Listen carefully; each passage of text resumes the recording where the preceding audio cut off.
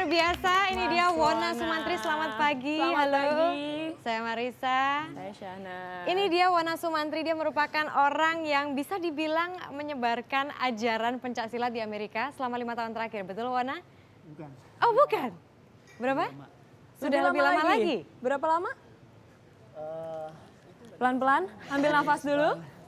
Dari 95. Dari tahun 95, 95. ternyata lebih lama lagi. Dan Wona Sumantri ini merupakan salah satu anggota yang kemarin mengikuti Kongres Diaspora. Tentunya kita akan masih hadirkan satu tokoh lagi yang bisa dibilang menginspirasi Indonesia juga. Karena mereka ini menyebarkan atau mengajarkan budaya-budaya Indonesia di luar negeri, lebih tepatnya di Amerika. Tapi untuk sementara kita akan jeda dulu.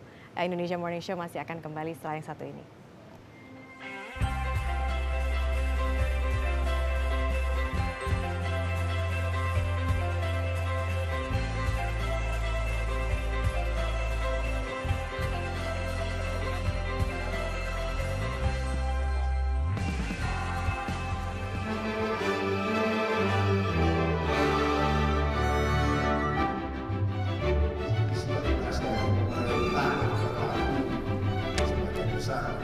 Diaspora edisi Pulang Kampung tahun ini membawa cerita positif.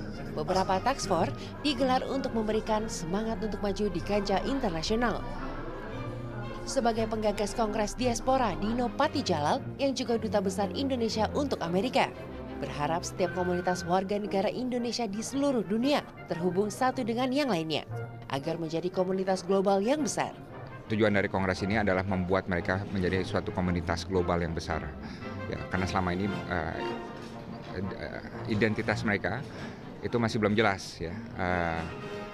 Banyak komunitas-komunitas kecil di berbagai kota yang inward looking, yang hanya dunianya hanya di sana gitu. Mereka tidak terkoneksi dengan komunitas Indonesia di kota-kota lainnya. Banyak tokoh diaspora yang sudah mampu bersaing di dunia internasional. Salah satu tokoh yang sangat menginspirasi adalah Mahmudi Fukumoto, tamatan Alia yang sukses menjadi pengusaha travel di Jepang. Dalam seminarnya ia berbagi cerita tentang pengalamannya menjadi pembersih toilet hingga menjadi kuli bangunan dan kerja serabutan selama kurang lebih 5 tahun. Walaupun telah dianggap sukses dan menginspirasi banyak orang, Mahmudi yang berasal dari Tulung Agung ini tetap rendah hati. Sama sekali merasa belum apa-apa sih ya, karena ya cuman kecil, masih kecil. Cuman orang mengatakan saya selalu udah besar mungkin orang melihat, tapi saya merasa belum apa-apa gitu.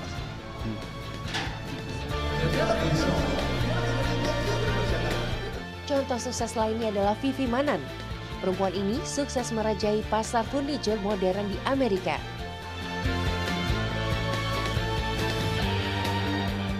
Menguasai 20 negara bagian Amerika dan melakukan ekspansi ke beberapa benua.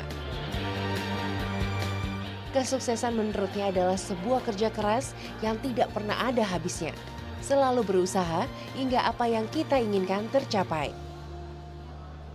Kesuksesan itu kuncinya adalah kita harus bukan saja rajin tapi harus tekun dan tidak pernah putus asa, harus persisten ya. Dan bisa fokus apa yang kita mau capai. Jadi kalau misalnya contohnya dalam berusaha melakukan bisnis, kalau kita tidak fokus misalnya apa saja mau kita kerjakan itu tidak bisa.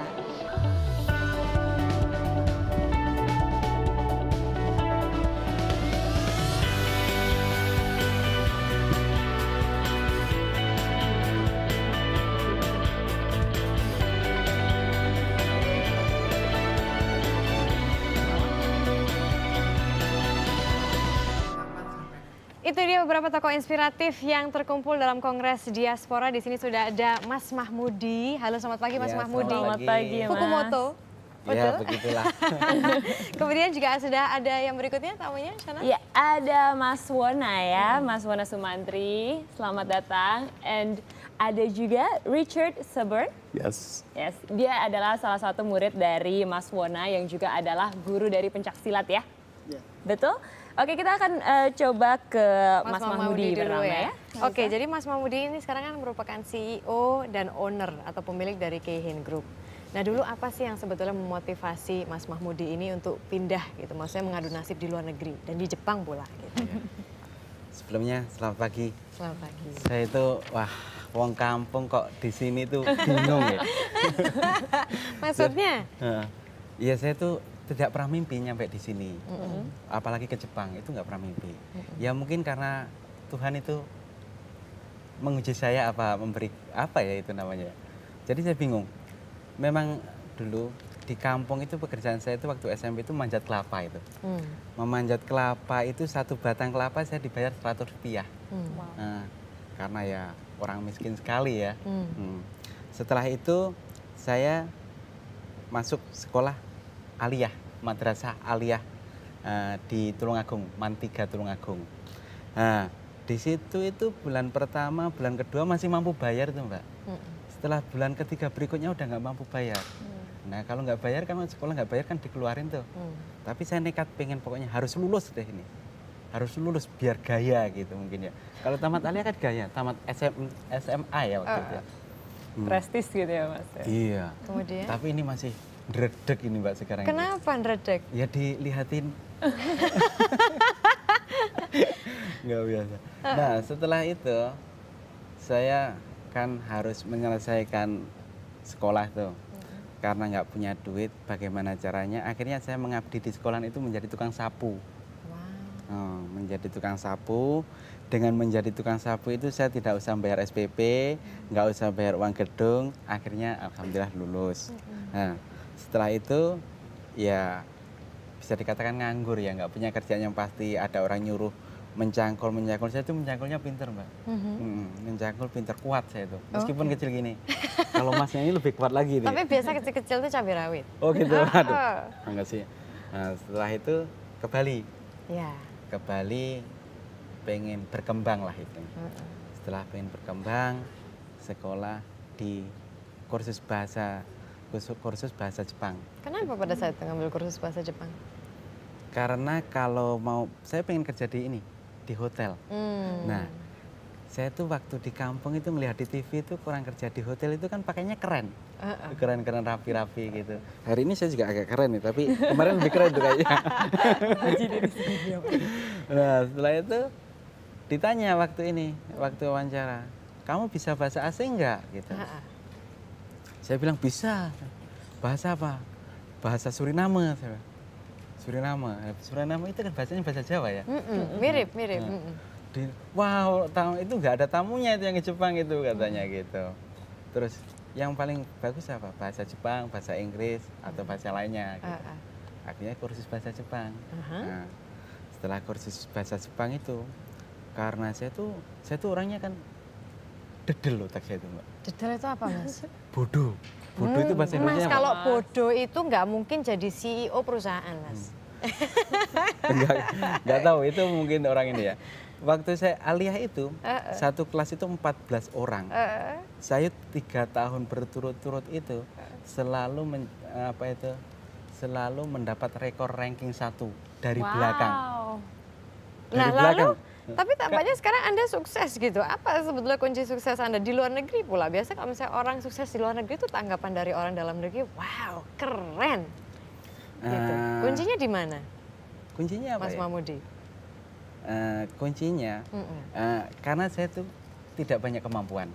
Saya tuh menggandeng orang yang punya kemampuan. Jadi waktu saya kerja di Jepang itu ada teman satu perusahaan saya itu orang Jepang. Beliaunya udah sepuh. Tak tanya-tanya setelah banyak ngobrol itu ternyata beliaunya itu ini mantan bos dan perusahaannya bangkrut. Akhirnya ya udah saya tanya, kamu masih pengen jadi bos lagi nggak? Ya pengen dong gitu. Oke kalau gitu aku yang modal, Anda yang jadi bosnya. Karena dia ininya koneksinya kan banyak Pak. Nah, setelah itu saya juga menjadi supir Anda. Setelah jalan kemana-mana ketemu kliennya, kenalan sama klien, saya juga memperkenalkan diri gitu. Kenapa begitu? Masalahnya nanti kan sebentar lagi beliaunya kan pensiun nih. Saya harus meneruskan itu. Gitu. Nah, setelah pensiun saya harus kerja keras. Ternyata jadi bos waktu itu nggak enak banget, Mbak. Nggak enak banget, kenapa? Iya, harus mencari kerja, harus menghidupin karyawan segala macam. Nggak enak deh, enak jadi karyawan. Waktu itu saya mikir kayak gitu. Tapi saya berpikir, saya udah sampai di sini. Iya. Sekali jalan pantang menyerah gitu aja. Nekat, Mbak, nekat. Ya sebisa-bisanya karena udah jalan gitu ya, udah ngeluarin modal, ngerjain hal yang bisa aja nggak bisa, apalagi ngerjain nggak bisa gitu kan. Terus setelah itu bagaimana caranya saya ini aja, saya didik, bukan saya didik ya, karena saya orang bodoh nggak bisa mendidik. Saya ajarin, saya pengaruhin karyawan saya yang orang pintar gitu, orang Jepang. Setelah itu udah kamu yang meeting aja lah, kamu yang gini lah, nanti pokoknya biayanya klaim aja ke perusahaan gitu. Dia kan seneng. Akhirnya meeting, dia dapat kerja, akhirnya wah bersyukur. Nanti tanda tangannya, ya tanda tangan kan harus bosnya. Kalau saya pakai nama Mahmudi, itu kan nggak lucu itu namanya. Orang mana itu? Jadi saya ngambil nama Fukumoto. Istri, dari keluarga istri Anda? Iya, dari keluarga istri saya. Oke, jadi intinya adalah pantang mundur dan juga berstrategi di kantor gitu. Kalau misalnya memang skill saya tidak di sini, saya akan majukan orang lain. Baik, ini adalah salah satu tokoh inspiratif kita. Berikutnya siapa? Betul, berikutnya ada Mas Wona ya. Mas Wona ini mengajarkan pencak silat, betul Mas Wona? Iya, betul. Di saat ini di mana? Di Washington ya? Di daerah Washington DC. Dan itu sudah berapa lama Mas Wona mengajarkan di sana? Mengajarkan pencak silat di sana sejak tahun 95. 95, dan tanggapannya kenapa sih pencak silat gitu yang malah diajarkan oleh Mas Wona ini di Sebetulnya itu kan itu keturunan saya dari bapak saya. Dari bapak saya orang Banten, dia juga main aliran Cimande. Dari situ saya setiap pagi kan nonton dia latihan setiap pagi, jadi itu bikin saya inspirasi. Milih silat gitu. Sebenarnya sudah pergi dari Indonesia dari umur berapa Mas? Sejak 5 tahun. Jadi mohon maaf kalau bahasa saya kurang lancar. Lancar kok. Lancar, cukup lancar sekali. Tapi tanggapannya di sana gimana? Karena di sini juga ada Richard yang juga adalah student ya dari Mas Wona ya. Yes. How did you find out about pencak silat ini? So I found out Pencak Silat through friends of mine that were in a band, and 2 of the band members were from Indonesia. Wow. And they were teachers at my school. So my friend invited me to come, and I've been a member ever since. And my class was in the Indonesian embassy in Washington D.C. Okay. And how long have you been a student for?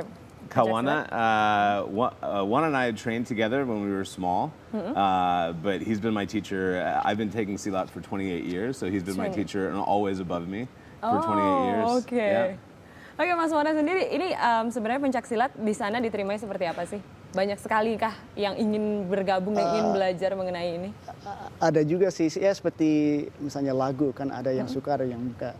Tapi kalau yang untuk pencak silat pertama kali orang, karena kalau coba itu kan mereka penasaran, oh ini pencak silat, terus pas sudah coba mereka pasti udah suka. Gitu. Oke. Kenapa nggak, maksudnya ini membawa aliran-aliran tertentu juga ya, aliran Sunda dan lain-lain juga. Iya. Itu mengajarkannya, mengenalkannya seperti apa tuh ke mereka?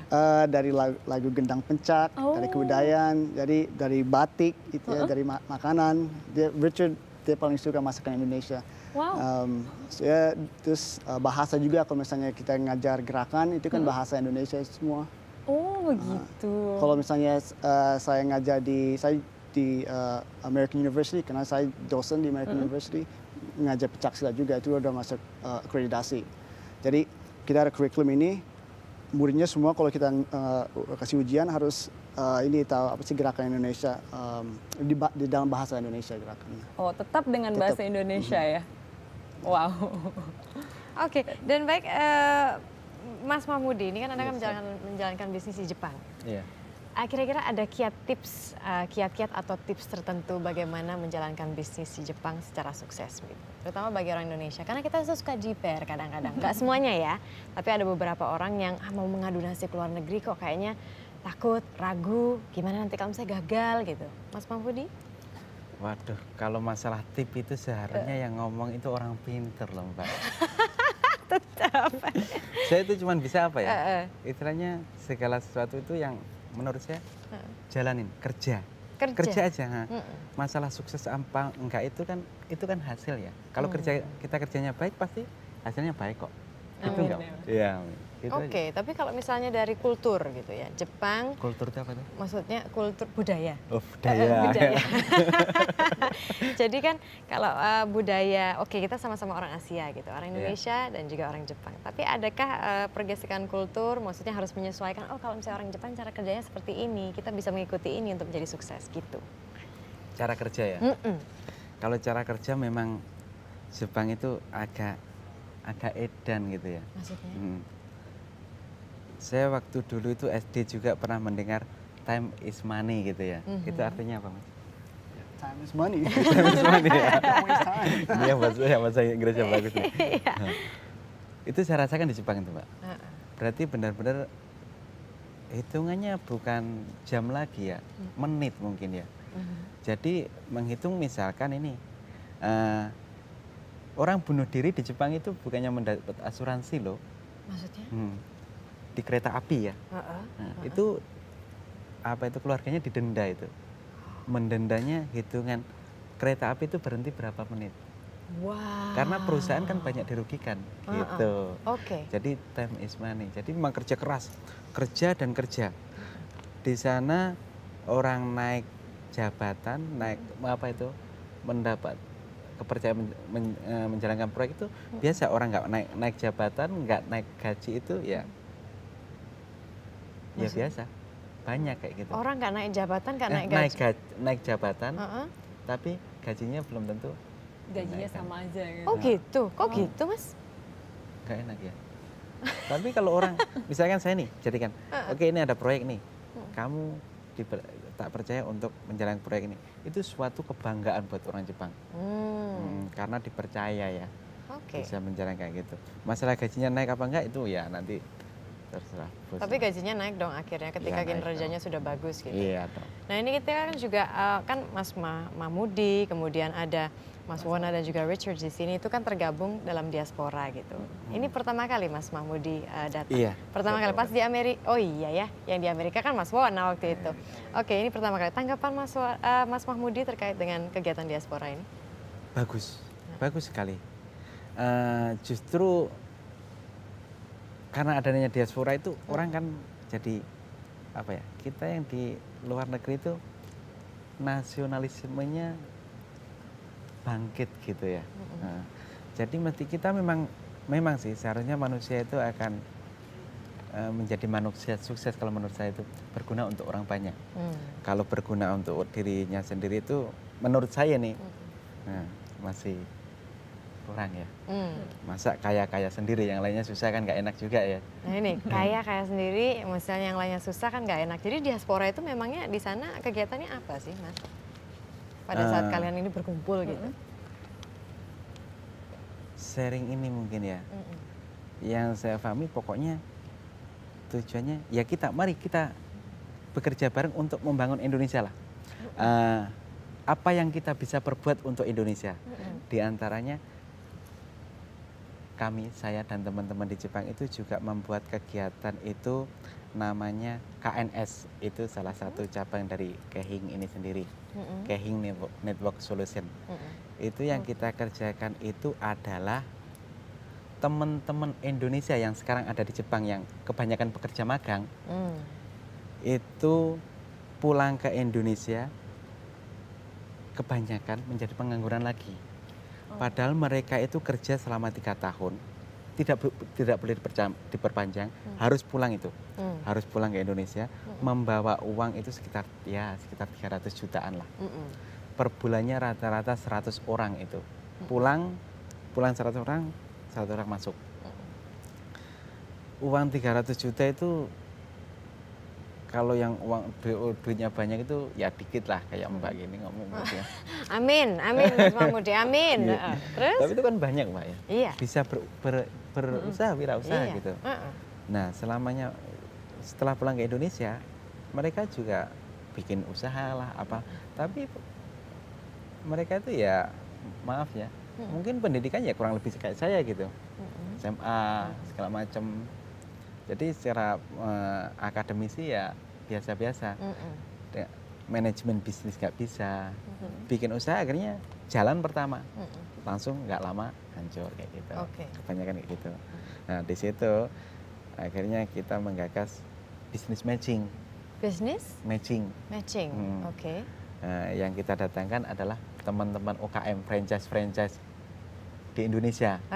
Kita panggil ke Jepang, kita datang terus anak-anak teman-teman warga Indonesia di sana yang harus pulang itu kita panggil, namanya Kensusa itu kita panggil, kita temukan di situ. Kita temukan di situ. Jadi waktu saya mengenalkannya itu ya proposalnya investor mencari franchise store, kan gaya itu ya. Jadi teman-teman UKM akhirnya terpengaruh untuk datang ke sana juga itu. Kemudian akhirnya jalan. Selama ini kita adakan. Sudah berapa tahun Mas? Masih sistem itu belum begitu ini? lama. Belum begitu lama. Dan karena mengadakan event itu juga butuh biaya, makanya saya juga minta bantuan ya ada. Kalau di sana biasanya kita bersama KBRI Tokyo, BI, kantor perwakilan wilayah timur cabang Tokyo itu BI-nya, BNI, ada 3 itu. Jadi biasanya kita jabaran. Jadi pada saat mereka pulang tidak lagi ini ya, maksudnya mereka bawa misalnya uang 300 juta tidak lagi bangkrut karena memang sekarang sudah ada UKM itu yang berminat. Bisnis jalan jadi sekarang. Jadi yang berminat. Jadi di situ kita setengah paksakan untuk deal. Untuk deal. Setelah deal saya bilang, nanti datang ke apa itu namanya? Business matching ini, kalau Anda deal, Anda pulang membawa gelar. Gelarnya pengusaha. Ya masih calon lah ya, pengusaha. Tapi kalau nggak deal di sini membawa gelar juga. Gelarnya apa? Pengangguran, nggak punya kerjaan ya di Indonesia. Jangan sampai ya Mas. Iya, kayak gitu. Nah, makanya dari situ, ini salah satunya kita pengen membangun Indonesia itu adalah, nah, kita tuh bercerita ingin menambah presentasi pengusaha-pengusaha di Indonesia. Katanya orang pinter, katanya ekonom-ekonom itu, salah satu syarat negara itu maju adalah pengusahanya di atas 2%.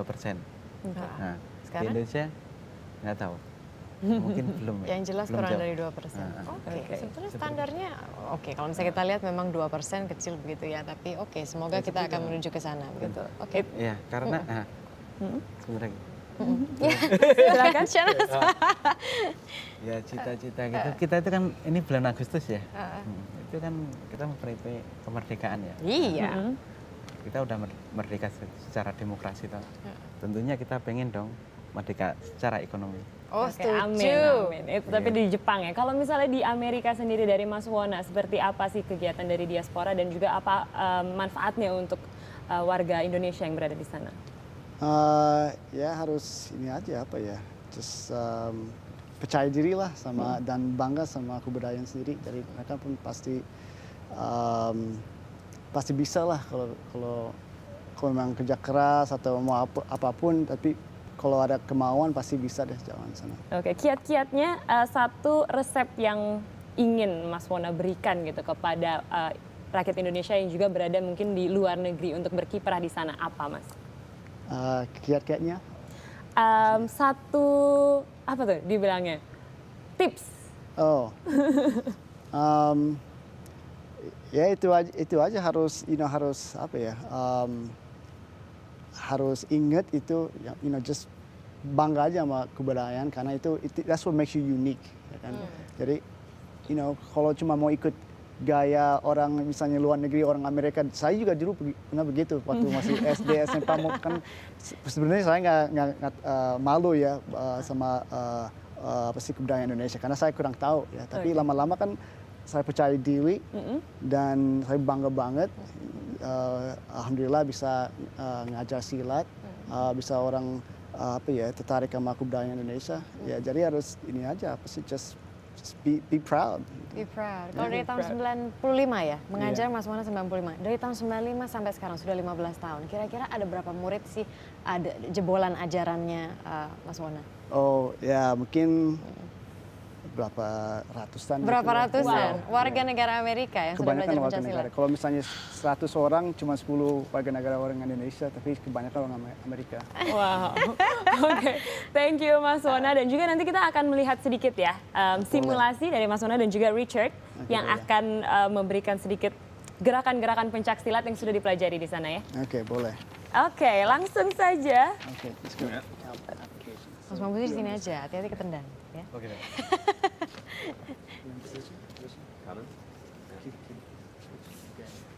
So, ini kalau mengajar bela diri ya. Ya, tadi tonjok, punch. Oke, ini tangkis ya. Kita masuk bawah. Ini kan bisa kena sini atau kemaluan ya. Oke. Tapi kalau untuk belajar aja, kita ini jatuhin aja. Tuh. Ya kan? Nih, kemaluan kena, bisa masuk sini. Ini udah patah sini ya. Udah. Atau bisa ini juga duduk patah. Itu satu ya. Nah, sabit kanan. Kanan. Ya. Bisa kak. Tendang ini orangnya besar kan. Tapi kalau tekniknya benar, ini bisa aja kan. Nih patah ya. Ya kan. Ini udah. Udah masuk. Sini. Dikunci. Dikunci. Oke. Ya, udah. Masuk. Baik.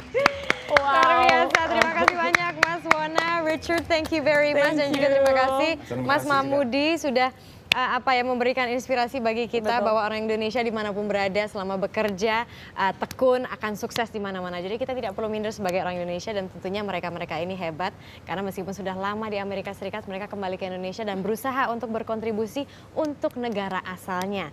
Nah setelah ini kita akan hadirkan apa, Shanas? Betul, abis ini kita akan melihat mengenai The White House yang menyambut kehadiran anggota keluarga baru. Siapa sajakah kira-kira mereka? Nantikan informasi selengkapnya sesaat lagi di Indonesia Morning Show. Terima kasih.